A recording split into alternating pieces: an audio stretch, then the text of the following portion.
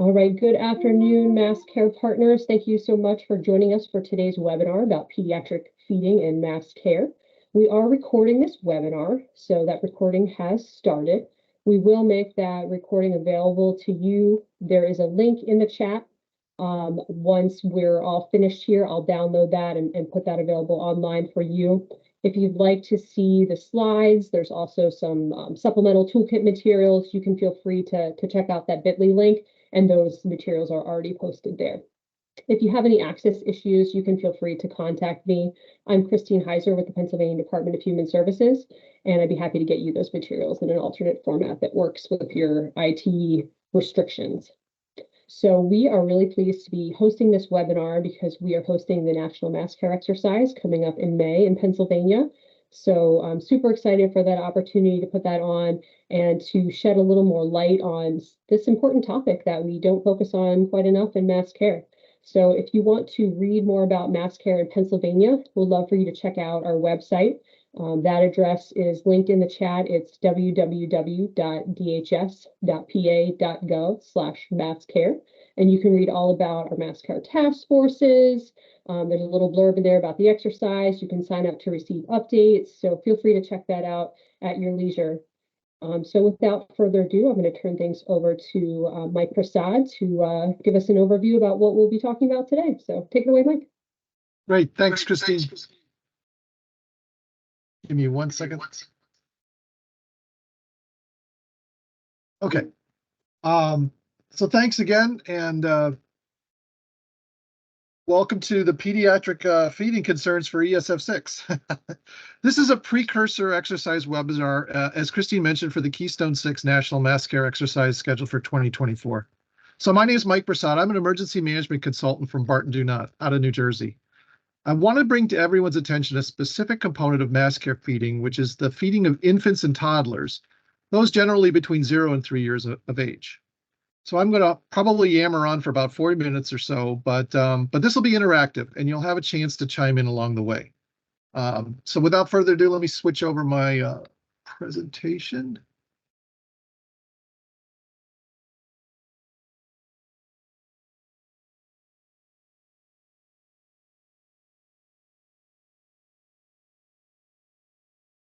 So the webinar, we're going to use a software called Mentimeter to record the live responses from all of you for just a couple of questions, not a lot. If you're watching this presentation as a recording, you're going to see all the results from the single session that we did today on January 29th, 2024. But you'll not be able to participate and see it live. But you can run this later and actually add to the questions and things by using the same codes that are on the screens. It says down below there, use code 5554-0595. That's an old code. It's going to be 17930027 if you don't do a screenshot. It'll be on all the other slides.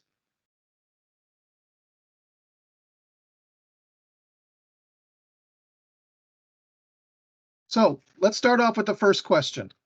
And this is a practice question, just so we can get a good idea of the use and stuff like that. As I said, here's the code information on the top.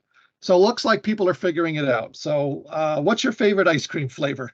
And on your phones, on your smart devices, whatever it is, you should see the same question and the choices as to what to pick. Hopefully this will give you an easy idea of how this works. You just hit submit, the answers appear on the screen. And then as I move from slide to slide, you'll see more questions pop up on your devices. So this gives people an understanding of how this works. I just wanted to make sure that it does work. This is the first time trying it, so I'm glad it is doing something. Okay, so here's the real question. And that is, where do you think your organization is in terms of the knowledge curve about pediatric, that is infant and toddler, disaster feeding? So again, on the Mentimeter, it's going to be that sort of typical 1 through 5 Likert type scale. And it goes everything from, nope, we're not involved at all, we don't know much about it, to 5, yep, we're pretty high on the understanding of this, and we're trying to gauge where folks are at on this webinar. So I'm going to give just a couple seconds for people to answer. I think we've had 1 response so far. I probably have to press the start to get that going. There we go. So let's see, that should now be appearing on your phones, I believe, or other smart devices. There we go. Thank you so much. Oh, this is great. So 9, 10, perfect. You see the responses kicking in. I think there's about 25 or so. Christine, is that right? Number of people participating today? We have 29 so far. Okay, Maybe some looks more like will it's trickle capped in. out. We had 60 couple Thank you so registered. much for answering that question. And responses will keep coming in for a second or two more. So for today's agenda, here's what we're going to cover. We're going to cover the threat awareness. So hopefully you'll understand what this is all about. We're going to talk about the POETI method for problem solving. And if you've already been involved in threat and hazard identification and risk assessment, hopefully you're familiar with POETI. We'll go into it in a second. But if not, don't worry, we're going to cover it in detail, specifically for pediatric feeding. Then we're going to look at the issue from a disabilities and access and functional needs view. That is where inclusion, diversity, equity, and accessibility come into play. And then finally, we're going to talk about the next steps towards the Keystone 6 exercise and how this all fits into that national mass care exercise, as Christine mentioned, happening this year. So here's the problem. When infants and toddlers come to shelters or fixed feeding sites, there's a good chance they're currently breastfeeding. And if there are any issues for the nursing mother, including the possibility that there is no nursing mother, such as latching, milk production, etc., we found through the research that we've done that there's not enough support at fixed feeding sites and shelters for the baby to continue feeding on human milk. There can be latching issues, milk production issues, and other disaster-related factors that impact this situation. And it gets worse. Time is of the essence here. What if the nursing mother is dehydrated? What if the nursing mother is not there and can't get there? The alternative provided is usually cow's milk powdered formula mixed with water. There is significant scientific evidence that this is not an equivalent substitute, that it can cause health issues for the babies and also for the mother, and a permanency change in the way the baby feeds. And this problem lands squarely in emergency management's lap. We can solve this through changes to our plans, how we are organized and equipped at shelters and fixed feeding sites, and through more inclusive training and exercises.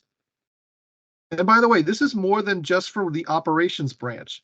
There are, of course, logistics and supply chain management issues for this concern, finance and admin, intelligence, and of course, planning issues as well, too. And it's full cycle. The work needed in preparedness, protection, and prevention are just as important as the work in recovery and mitigation, just like any other problem-solving aspect in emergency management. And we can bake in a greater sense of belonging for clients and staff. The inclusion, diversity, equity, and accessibility aspects must be incorporated along the continuum of services in mass care feeding, right? If we think about supporting breastfeeding and human milk delivery in the same way we do as other activities of daily living, that works best. Think of it as a meal, not medicine.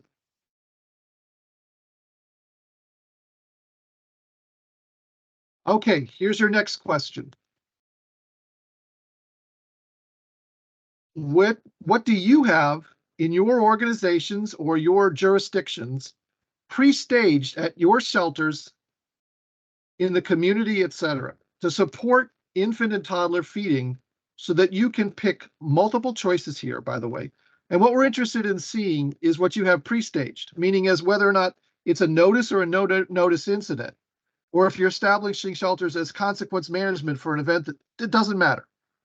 We want to know what's already there before the first people show up. That's what it's about. So choices are clean water, infant formula, meaning only you have one type of formula. If you have multiple types, you can check the third box. Do you have bottles, nipples, bags, etc.? Things that are consumable medical supply type items. Do you have a medically designated refrigerator? Do you have durable medical equipment such as breast pumps and supplies for more than one infant? Do you have lactation counselors or people who have lactation counselor training on site, meaning that they're going to be there the minute the doors open? Or do you have the ability to do lactation counseling on a call in the same way you might support people, for example, with language translation or other types of disabilities, access, and functional needs types of support by telephone?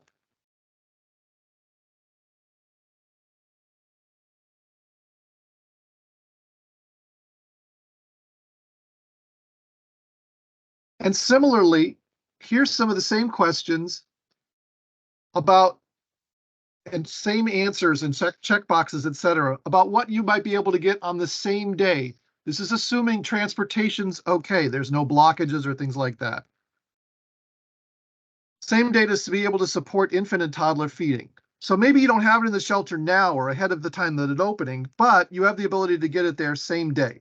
Now, obviously, if there's a hurricane or a wildfire coming or something like that, where suddenly transportation is going to be blocked, and there's a concern, that's a concern that you have for any type of mass care support. But if you could get something there from a logistics supply chain management perspective the same day, within so many hours of a thing, that's the kind of thing we want to know. And maybe you don't have a pre-stage, but it's 3 hours away and anytime anybody needs it, that sort of thing. This is great, fantastic. Love to see how this has changed dramatically between one set of answers and the other. Thank you so much.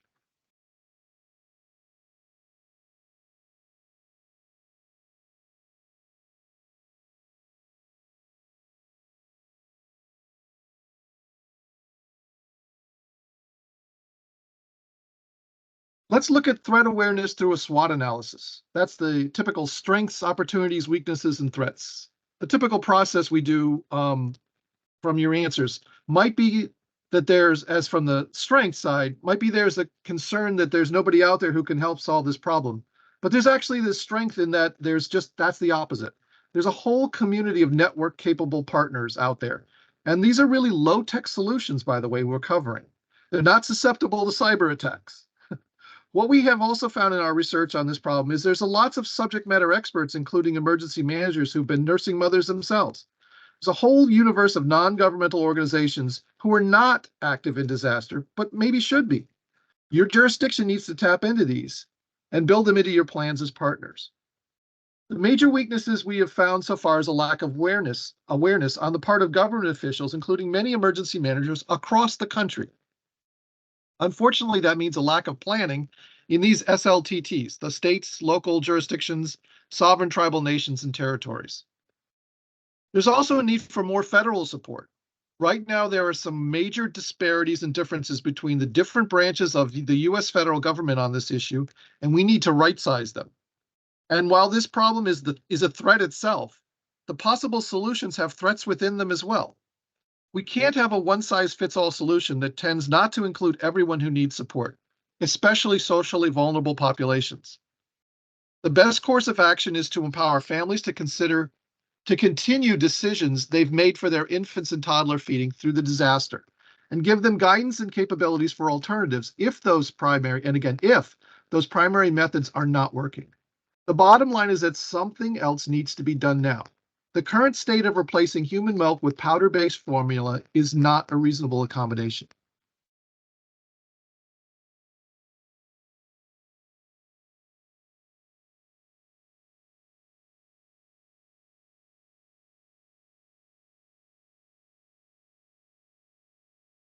Hold on a second, I got to flip one back. And we're planning a separate hour-long webinar on the logistics aspects of fixing this concern right away. Here's a way of looking at some of those items via another SWOT analysis, this time focusing on the logistics. Supply chain management, supply chain integrity and security, etc. Those are all recognized at the federal level core capabilities needed to support emergencies and disasters in general, not just for pediatric feeding concerns. When you exercise with whole community partners, you end up working and networking and finding more synergistic solutions, and probably cost savings as well. Again, most logisticians have not looked at this concern, nor have planners. The opportunity here is twofold. Set the bar high for others elsewhere in the US, and also provide local capabilities and capacity to serve your own jurisdiction. And finally, again, as with all logistics, there are threats to and from transportation, product process disasters such as infant formula shortages, and what could be effectively a disaster within the disaster. Just as hotel rooms fill up with aid workers after a disaster, leaving less capacity for clients, if shelter staff consume local stocks of equipment and supplies for sheltering needs, they will leave less for the public at large to obtain.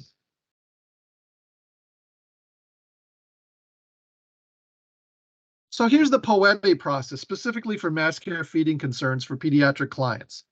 As many emergency management planners know, plans, staffing, equipment, training, and future exercises are all driven by either incidents that go sideways, hopefully something somewhere else far away, right?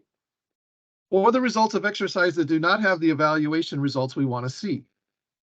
As disaster researchers, we know this is a problem in many, many jurisdictions, if not all of them now. We would prefer to solve it via exercises that actually adversely impacting children through real-world failures. That's the bottom line. So we're not just admiring the problem, we're attacking it from every angle possible. Creating this workshop webinar and providing content, including index and exercise evaluation guide materials for the Keystone 6 National Mass Care exercise is one critical way to use the POETE process to solve this problem nationwide. More on that in 3 slides. And let's take a look at this now from a disabilities access and functional needs view. And for us, that means we're encouraging a sense of belonging, both for the clients, of course, and for the staff as well. And that's where we hit the right buttons for inclusion, diversity, equity, and accessibility. This works best at the sheltering situation when approached from multiple angles. Families can certainly approach feeding and other shelter workers and express a need for support, but also disaster health workers should be utilizing the CMIST process to help identify families in need. Of course, paramount to all of this is self-selection options. We're going to note that on the next slide. It's the family's choice about how and what to feed their children. And with that comes the support for mass care fixed feeding logistics towards that choice. Successfully providing multiple choices, including breastfeeding support and human milk delivery fixed feeding at human milk facilities and shelter sites encourages diversity, equity, and inclusion and accessibility, having more tools in the toolbox. And we're aligning to the choices that families want rather than making decisions for them. That helps everybody.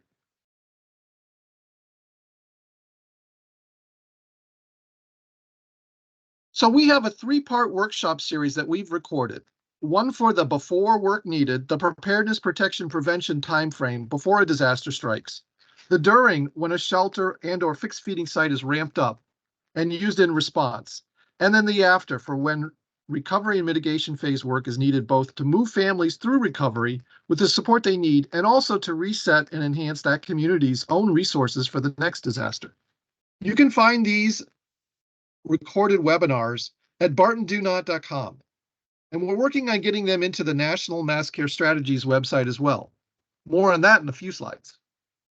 So the pediatric mass care feeding concern is really about families making their own choices for feeding their infants and toddlers. The current support model of self-service and formula only does not cover cultural, faith-based, and other factors which could occur in a disaster feeding situation. Our goal is to support a broader set of choices which the family gets to make, and maybe if they want, with the help and support of others. So here's what we're doing in terms of prepping for and providing resource material for the Keystone 6 National Mass Care exercise. This is the feeding the webinar itself. And there are other workshops and tabletops that I noted previously, which folks can access anytime ahead of the May 2024 full-scale exercise date. That should hopefully prep folks with what they need to do for their own jurisdictions, integrating this concern with other mass care feeding challenges and help shake the rattles, so to speak. We've built content for this pre-exercise workshop, seminar, other workshops, etc. during the week. During the week of the National Mass Care exercise. We've also built in exercise index for the master scenario exercise list for that full-scale exercise itself. And we've all provided some information to the team for exercise evaluation guides in support of the after-action report improvement plan documentation post-exercise.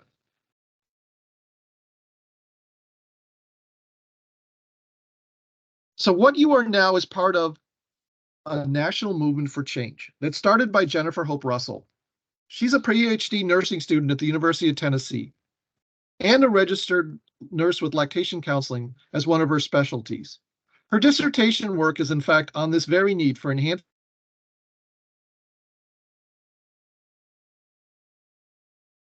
support, which is an emergency management training and consulting firm in New Jersey, is along for, and we're working pro bono with Jennifer and others to help affect the change.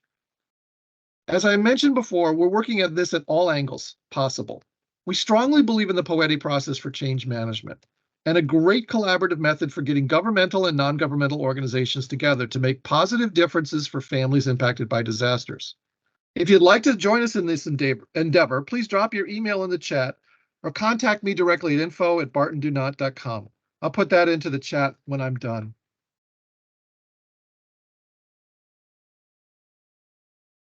So last question. Now, where do you think you are and your organization are in the knowledge curve about pediatric infant and toddler disaster feeding?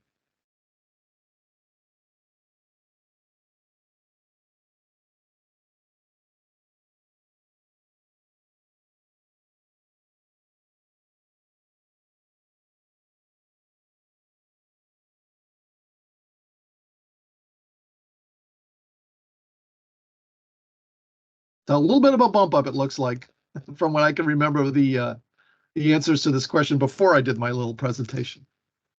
Christine, should I take questions and answers now, or do you want to wait till the end? I have a couple that folks submitted when they registered, but other than that, don't have any in the chat now, unless anybody wants to raise a hand or ask a question now related to anything that's been said.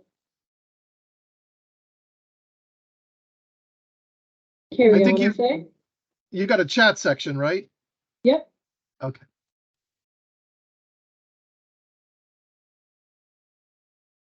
Yep, nothing in the chat right now, so. Okay, no problem. Thank you very much.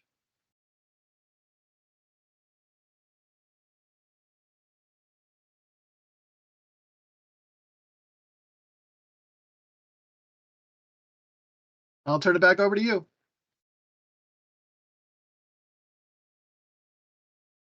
All right, so we don't have any questions live right this second. Oh, I see one. So Susan asked, what has the Red Cross agreed to do for this? Can you comment on that, Mike?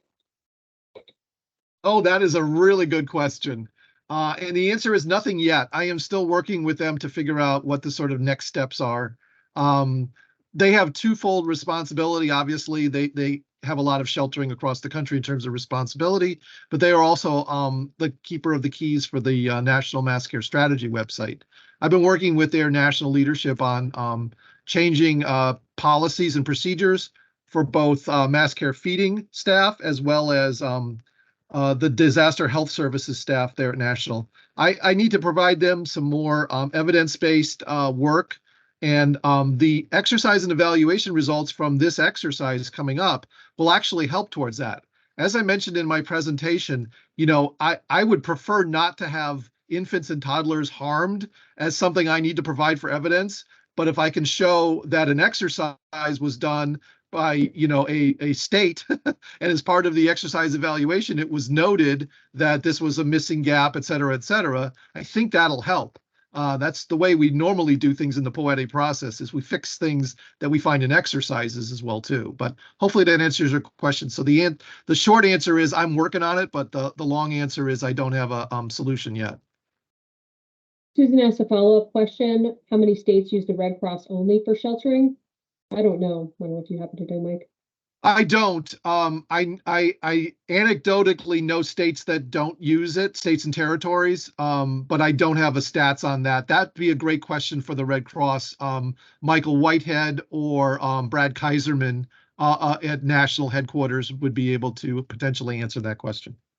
Okay. I have a spin-off question we received in the registration. Can you comment on the role for state-level VOAD or maybe even national VOAD and working to build capability for some of these issues?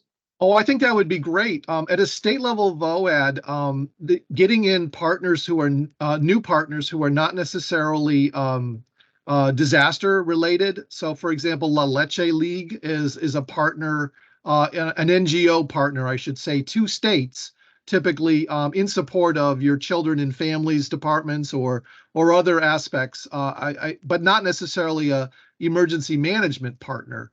The other question down the road is milk banks. How are we working with them? Should we be considering them the same way we think about blood banks and food banks? So if you think about it that perspective, the idea that a VOAD could be the conduit for those organizations to interface with emergency management makes perfect sense to me. That's great. Can you suggest any additional partners that mass care professionals should look to engage with to assist in improving capabilities in these areas? Yeah, there's a National Breastfeeding Council. I'll find the link and I'll put it there. What I don't know is whether they have state structures. That may be something to they may be a good clearinghouse. And I mention that because I believe they will also have some connectivity and your own internal State Department related to State Department of Health, I should say, and whichever department manages your women and infant and children program in various states. The question about lactation counseling and how do you get it from telephone support, that's something that I think there's probably an NGO association or grouping out there that can support that. I just don't know it off the top of my head. Thank you. We also had a question about the role of local food pantries. So let me just kind of define what we're talking about here. So when I say food bank, I'm talking about a large organization that supplies perhaps hundreds or thousands of small local level organization food pantries. And those food pantries they do like the bulk of the distribution direct in communities, kind of that hyper local. So the question we received was, how can local food pantries prepare as an organization to support municipal, state, federal agencies in a time of disaster? Oh, local food pantries. The question is, yeah, I would say that they should connect with their food banks. And I believe every state has one. So I'll give you a perfect example for Sandy in New Jersey. The food bank, the Community Food Bank of New Jersey, is the player at the VOAD level and a partner directly to the state.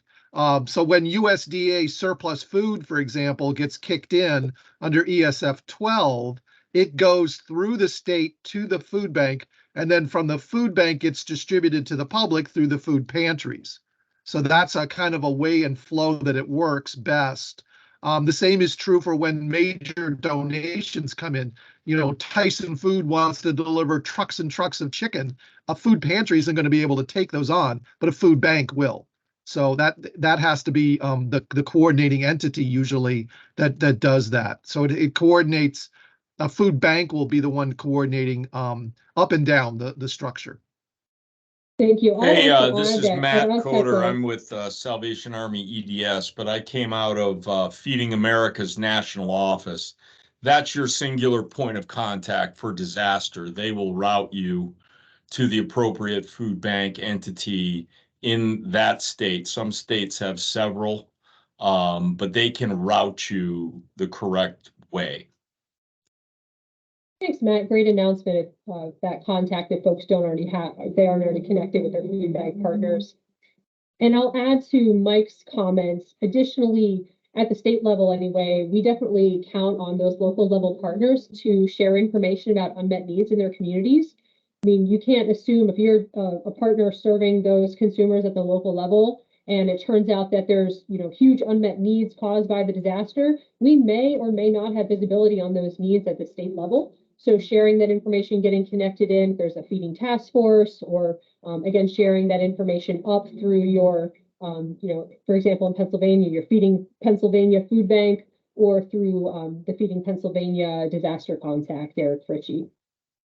And we had a gentle correction from Dennis Dura of the USDA that the ESF, the Emergency Support Function for Agriculture, is ESF 11, not 12. So just wanted to note that. Sorry about that, Dennis. Dennis has been working there for like a week, so he's got the ESF down, so he's good. I know Dennis very well. All right. Another question that we received in the registration process is, what role does WIC take in this conversation?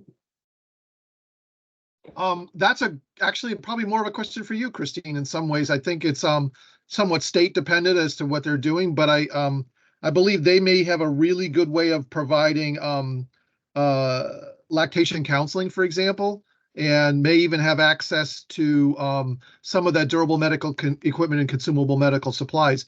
But it is going to be very much driven on what the state authorizes them to do. And it may be a wise move, for example, to extend the capability of the WIC into WIC staff, I should say, into emergency management in the same way that ag staff can be extended into, or housing staff, can coordinate with HUD staff.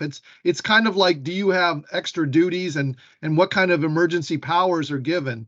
I'll give you for example, when a disaster happens and at the federal level, they take SNAP, Supplemental Nutrition Assistance Program, and then they have DSNAP, right? So it's all about what does the governor want to pay his or her fair share for, and what the feds are willing to, to partner up. Usually it's based on whether the governor asks, that kind of thing. All of that, it's a really good idea to plan for that in advance, right? Not have to be deciding or even remembering that there's DSNAP or WIC or whatever. It's a lot of plates to juggle in the air. But if you think about them ahead of time, and we did a little bit, that's Christine, for the rest of the audience, we did a pre-webinar on this kind of a thing. Hey, who's got breast pumps in their department? Hey, who's got lactation counseling in their wheelhouse for day-to-day stuff? Can that be extended into disaster so that it supports people who are outside of the program? Can that be done in disaster for people who are not U.S. citizens? We want to be as inclusive as possible, and governors have that power to say, you know what, we're going to take this on. I'm going to call out the National Guard and train them how to do this. Whatever the box is, the governor has the ability to change the set of rules in most states. Thanks for that. In Pennsylvania, we do involve our WIC partners in our disaster feeding task force. A little background on that feeding task force. We have over 300 partners across the Commonwealth. It's not just governmental partners at all levels, but we also have our volunteer organization partners, charitable feeding partners, private sector partners, as well as folks who run all of these blue sky food assistance programs. And the purpose of the task force is we gather information about the unmet feeding related needs caused by the disaster. We identify what available resources we have to meet those needs, and then we come up with an operational plan to execute that and determine if we have any shortfalls, if we need to submit any requests for assistance. So certainly WIC plays a role there, and the information flow goes in both directions. So I would expect that they would be in contact with the county level WIC offices to know if there's any disruptions to services that they're providing there, as well as to provide any potential resources if they have them in surplus. Something else that state WIC I know has done in the past, so during the formula shortage, they were able to get information about waivers, and I'm not clear if FNS sets the waivers. I don't want to misspeak on who's in charge of that, but I know there were a variety of different waivers as far as what formula products could be purchased with WIC dollars. Normally it's only certain products, but they were able to expand that because of the massive supply chain issues to make more products available to those WIC consumers. So that's something that's really important to maintain that continuity, because certainly you may have supply chain disruptions in the event of, other disaster events. So that's something important to do. Do we have any WIC partners on the line that want to make any additional comments about the role of WIC in providing these services and important products?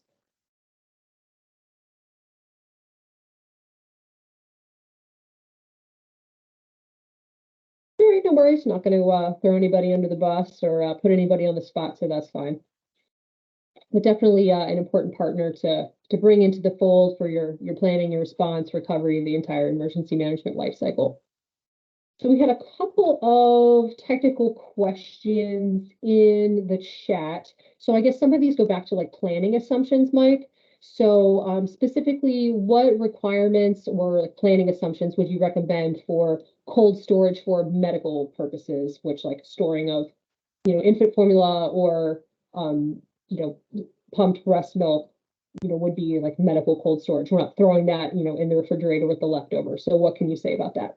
Yeah, I don't really have stats on that yet, but we're anticipating that a typical medical refrigerator, which is going to be, for example, used for insulin and other medications, probably has enough storage for the 2 or 3, maybe 4 bottles of formula that might be in there rotating, not formula, I'm sorry, breast milk that might be in there rotating through. So the anticipation is approximately 2 to 3 infants in the 2 years or under per every 100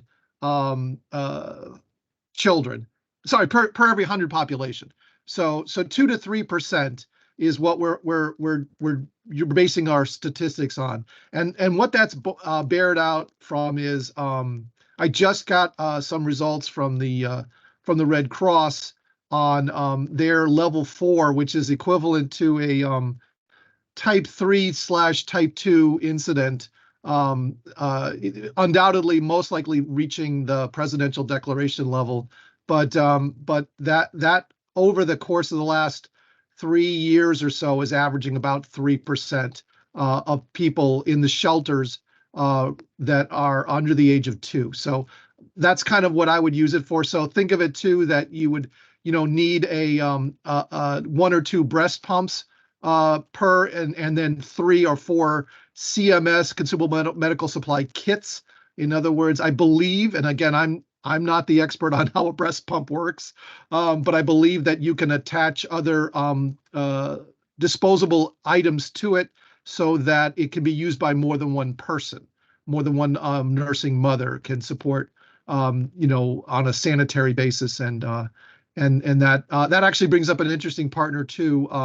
There's actually a group of infectious disease professionals on the public health side. It'd be great to get them included in this mix too, because we're really trying to increase the amount of safety at shelters. Things can go wrong in shelters too, and does breastfeeding add something to the mix? Maybe, if it's supported or if there's challenges or whatever else. But certainly, I think the evidence will show that it's probably less of a health risk if it's done improperly, for example, than infant formula might be, because if you had the wrong water, health of the safety of the water, the cleanliness of somebody not washing their hands before they're doing the bottle feeding, all those kinds of fun things. But yeah, that I think that three number is a good one. So supporting three bottles in a medical refrigerator, how many breast pumps you'd need, and supplies for 3, and that sort of thing per 100. That's great information. Is any of that information in the CDC Infant and Young Child Feeding and Emergencies Toolkit? I don't think so. I think they just were focused on having the capability. I don't know that anybody got down to ratios and numbers. Okay, the planning assumptions may not. I am going to share the link for that in the chat just because it's a great reference, but sounds like these planning assumptions are kind of up for debate. Yeah, and as I mentioned, I think we're planning another webinar to do the logistics concern. That would be a kind of a great topic. What does it take? Because jurisdictions that are looking at mega sheltering, this is a big number now suddenly. Yeah. Yeah, Susan comments that in Utah that stat is much higher, and certainly, your jurisdiction's the best, and reference your census data and know that, just because that's the stat for, the statewide or jurisdiction wide, it may be that your sheltering, the population you're sheltering is in a specific neighborhood that has many more kids. So you kind of have to know that as part of your planning process as well. Yeah, and that's the same way the FNSS guidance works for wheelchairs and walkers and canes and so forth. So think of it the same way. We had another question at registration about premature babies that may require specific feeding therapy. Can you just comment generally about, medical formulas, the prevalence of that, these different kinds of products? I think people have never had to deal with that directly. Maybe they're just not aware that it's not always just, formula is formula. There are other, medical things that play there. Actually, I can't. I'm not a medical expert, so I don't want to jump down that road. I will say that FEMA recently added 2 other formula types to their commonly used shelter items master list. I believe one was related to I want to say an allergen issue. Neither, I believe, was. There's 3, and I'm sorry, I'm dropping the ball as to what the other one was. But I don't believe it was a medical related type of an issue. I think the real key there is to talk to your health departments. You've got every state should have some nutritionists, some registered dietitians, folks like that should have the background to provide you a good scientific basis. And then this also then a premature infant and things like that, where you're starting to draw the line between what should be medical needs sheltering and what should be general population sheltering. So again, I don't feel comfortable that I'm the expert on that, but I do know that there should be people out there that are. Okay, great point. I have linked the commonly used shelter items list in the chat for any curious souls who would like to go look up what the 2 additional formula types that were added to there. And I think that's great advice to work with our ESFA public health folks on making sure that we're getting, the products that people need and working with families to determine what those products are.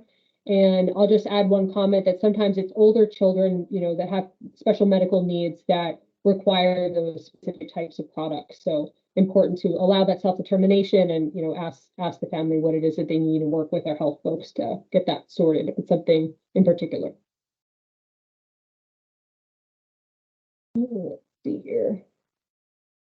I think that addressed all of the questions that came in registration and in the chat.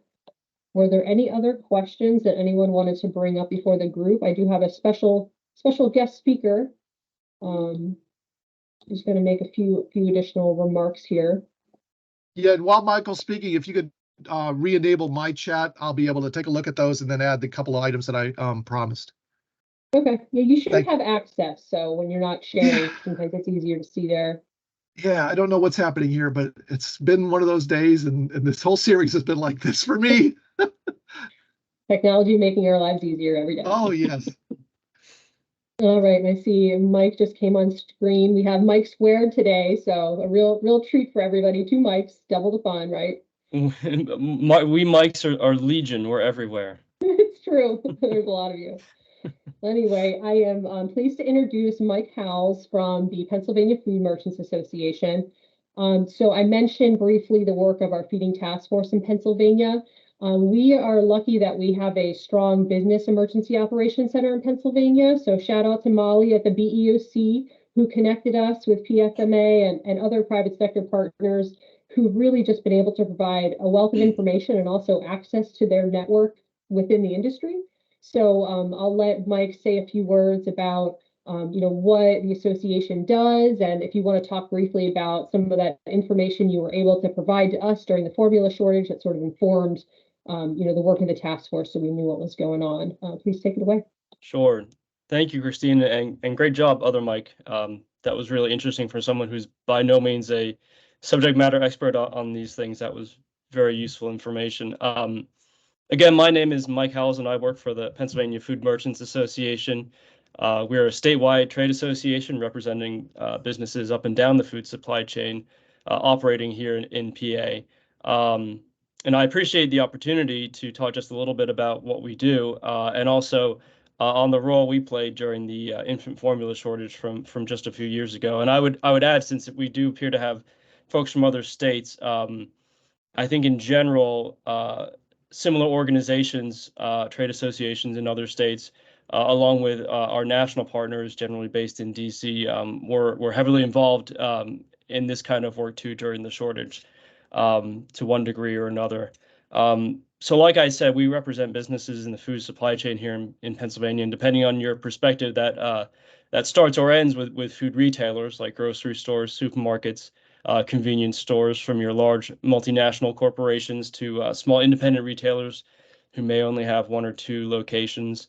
But overall combined, we represent just about over 3,000 retail locations across Pennsylvania. Then we also have as members wholesalers, distributors who store and move products throughout the state, and then consumer packaged goods companies and other food producers, as well as businesses I would characterize as food adjacent, insurance providers, lighting companies, cleaning supplies, and so on.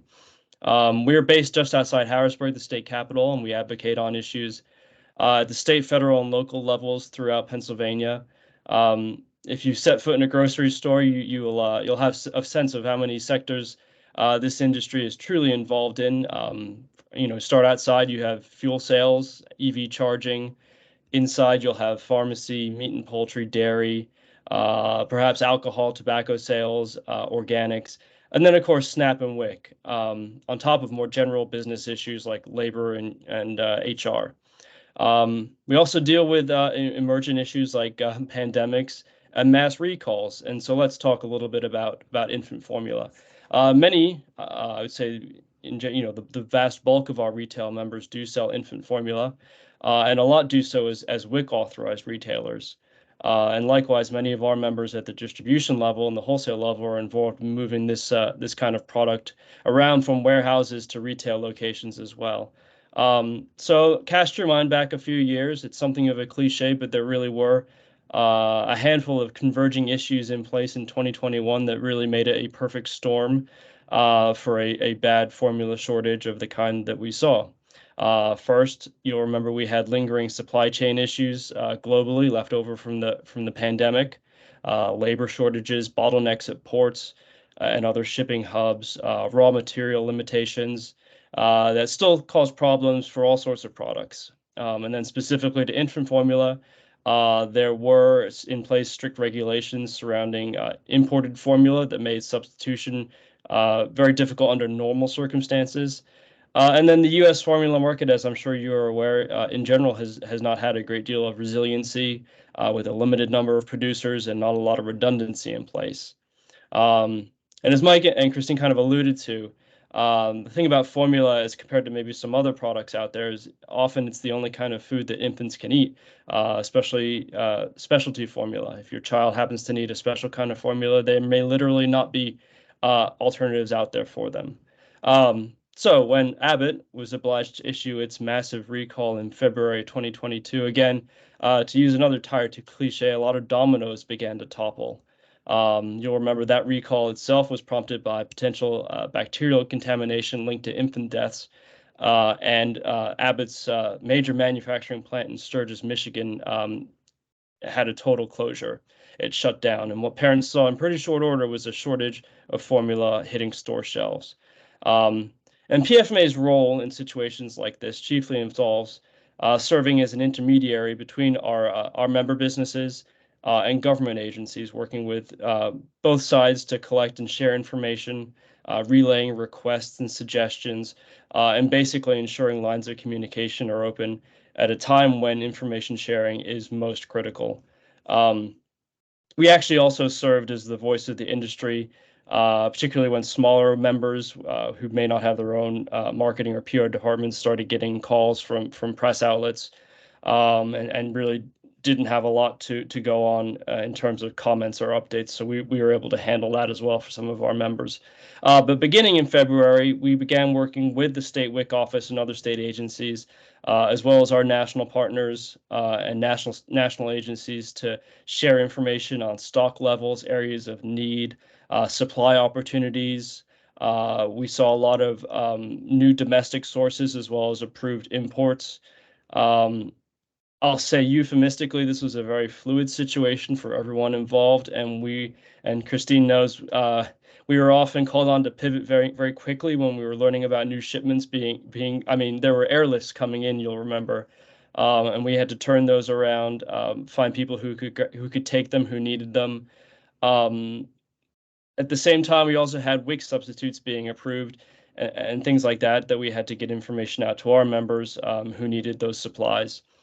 Another issue we had to deal with, not unique to formula, was panic buying and hoarding.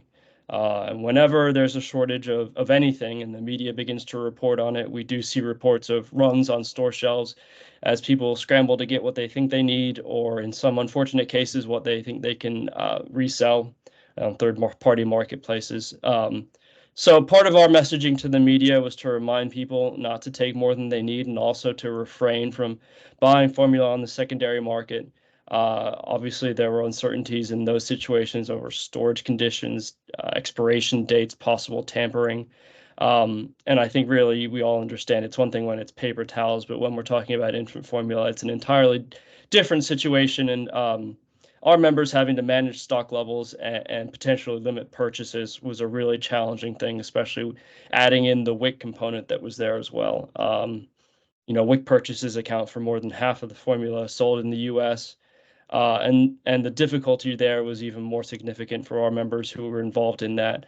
In general, with WIC, one of the major challenges we see, for both participants and retailers is the rigid nature of what products are eligible and which aren't. And so it was actually a good thing to see that the program has the capacity to be more flexible when it comes to substitutions.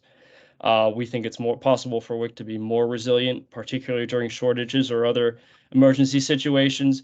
PFMA actually sits on the Pennsylvania WIC Advisory Board, along with care providers and others involved in that part of the healthcare system.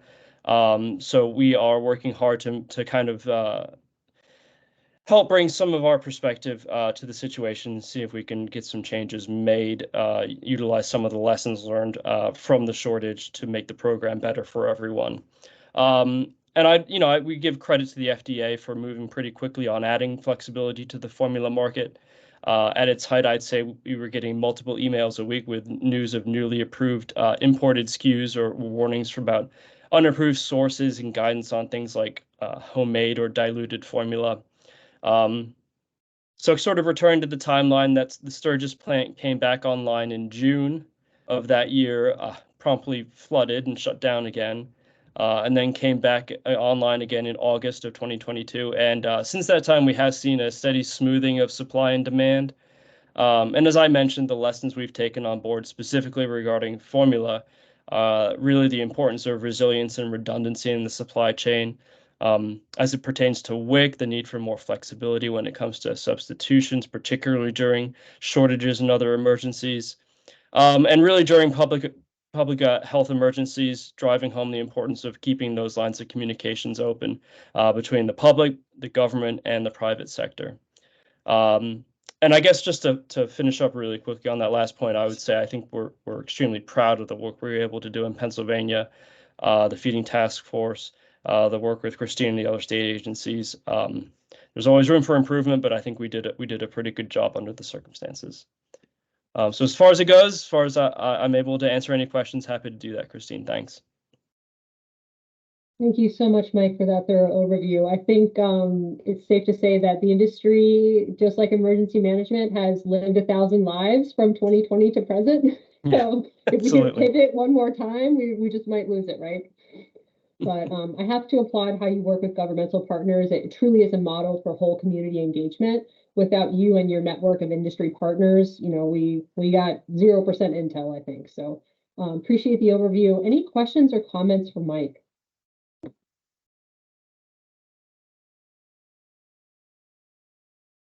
He was thorough. They're blown away. Done into silence. Job done. Thanks, Christine. Appreciate it, everyone. Thank you. Thank you.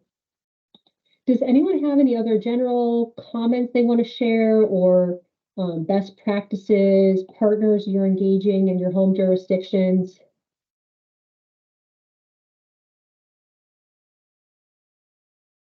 I see a hand from Shippensburg Produce and Outreach.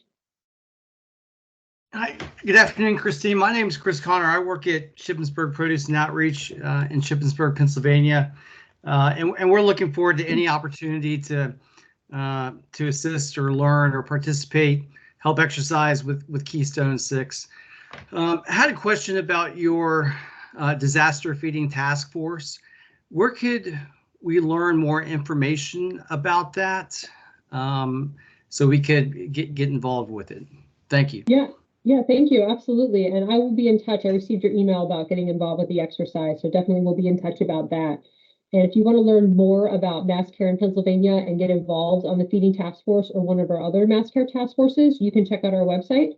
And I'll put the link in the chat again. It's dhs.pa.gov/masscare. And there's a sign up for the task forces, as well as if you want to get more information about the exercise, you can sign up there too to receive updates. Great. Thank you very much. Thank you. Susan from Utah. Yes. Let me just, I wanted to just mention really quick that I'm the lead for the feeding task force in Utah from the Department of Health and Human Services. And we are on the feeding task force have made a huge amount of progress. We've actually partnered with the Utah Allergy Network, and we're making sure that we have foods available for people who are severely allergic. And we also have dietary needs as well. And we've also partnered with the Workforce Services, the Refugee Center, and so that we are very aware of where our refugees are located, so that way we can feed them according to their things that they're accustomed to. And then we're working with the hotels and the tourism groups as well to know where Utah has some of the largest national parks. We have the most national parks, one of the states that has the most national parks in the US. And so we have a lot of visitors and tourism. And because of that, we're ready to be able to take care of those people and know where they're at. So anyway, the Feeding Task Force has made huge strides this year, and we've updated we used to have 2 separate maps. For the sheltering had their own, and we now have a mass care map. And our mass care map has so many different layers. One of the things that we're focusing on right now is food deserts in the state, and making sure that we are aware of where they are, and we can make sure that when we do set up shelters, we set them up in accordance to the actual area that we put them. So anyway, I just wanted to say that really quick. Thanks. Thanks so much for your comments. I have a question about the Utah Allergy Network. Are they like an NGO or? Yes, they're a nonprofit group. We have them working with the Utah Food Bank, as well as we're doing the distribution of emergency supplies of the pods, where they're going to be having pallets of food boxes for people who have allergy and dietary needs. That's incredible. I'm gonna have to look up and see if there's a similar organization for Pennsylvania. Thanks for the inspiration. Sure. And I'll second your suggestion for working with hotel and tourism groups. The Pennsylvania Restaurant and Lodging Association is another key private sector partner of our feeding task force, as well as our sheltering task force. We work with them extensively throughout COVID to find restaurants that were willing to produce our disaster meals for folks who are food insecure, as well as finding suitable non-congregate shelter locations. So great idea, Susan. Thank you so much for sharing. And Janet Zeiss in the chat has a comment that for small-scale disasters, the federally qualified health center has been an amazing partner for feeding and other unmet needs. Thanks, Janet. Any other promising practices? Susan, do you have another comment? Yeah, I do. So because we have so much camping going on, we are working very closely with all of the groups that we have, the national parks, the regular parks, the KOA, the Church of Jesus Christ of Latter-day Saints, and we have so many campgrounds in this state. And because of wildfires, we've actually had to evacuate them at moment's notice. And some of the biggest takeaways that we've had is that a majority of these people in these campgrounds can't just go drive home. They're from out of country, or well, at the very least out of state. And so things just gets complicated really fast. And the feeding task force and the sheltering task force have worked really closely together to be able to get situational awareness so that if this ever happens again, we'll be ready. Thank you. That's also a challenge for reunification too, when you have that many folks from out in the area. So certainly that's a tricky one. And any associations for campgrounds would be a key partner on those various task forces too. Susan, do you have a link to your mass care map? Is that publicly available? It will be. Okay. We're currently working on our website, and it's not up yet. But as soon as it is, I'll send it to you, and then when you send out emails, you can send it to everybody. Oh, great. Absolutely. Thanks for sharing. Anything else anyone wants to share? Mike put his email in the chat. I'll put again the link for the webinar materials and the toolkits in there, and that's where I'll put the recording if you want to share it with a friend. Any last words before we wrap up the webinar? Well, I appreciate so much that more than 30 of you spent your afternoon with us to hear about these important issues, and I hope that you maybe identified a couple of extra partners that you can involve in your planning process, and maybe some other material goods you should be thinking about how you can have them on hand or procure them, or working with partners to make sure that you have all of those items available to support people in mass care settings. So thank you so much, Mike Squared. This was great information to share with our partners, and I just really appreciate you, and thanks so much, everyone. Please take care. Don't be a stranger. Check out our website. Connect with us if you want to get involved with the National Mass Care Exercise coming up in May.